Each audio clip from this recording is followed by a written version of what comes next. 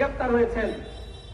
BNP এবং বৈষম্যবিরোধী ছাত্র আন্দোলনের নেতারা, শিক্ষার্থীরা সেখানে গিয়ে ওই বাসা ঘেরাও করেছে, পুলিশকে খবর দিয়েছে, কিন্তু এর মাঝখানে সেনাবাহিনীর একটি অংশ তাকে রক্ষার চেষ্টা করেছে।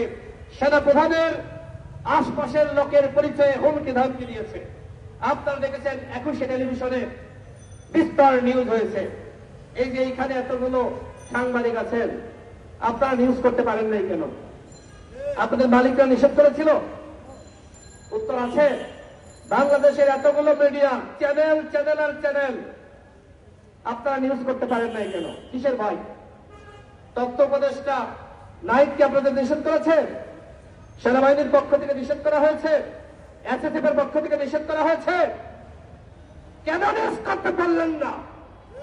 শোনেন, এই যে গণঅভ্যুত্থান, এই গণঅভ্যুত্থানে টিভি সাংবাদিক, ডিজিটাল মিডিয়ার সাংবাদিক তারা কিন্তু সংবাদ প্রকাশ করতে পারে নাই বা করে নাই।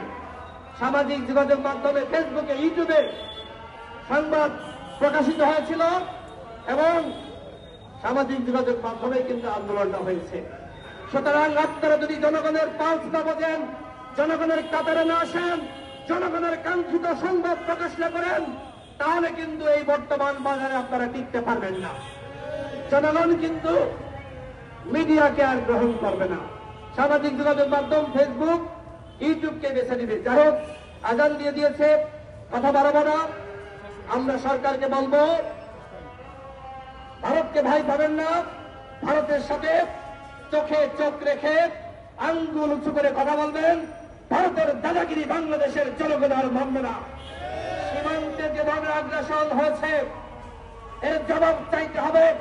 আগামী 24 ঘন্টার মধ্যে ভারতীয় হাই কমিশনারকে তলব করুন, জবাব চান। ভবিষ্যতে আর যাতে এই ধরনের আর কোন ঘটনা না ঘটে। সবাইকে ধন্যবাদ জানিয়ে আমি আমার বক্তব্য শেষ করছি। আসসালামু আলাইকুম।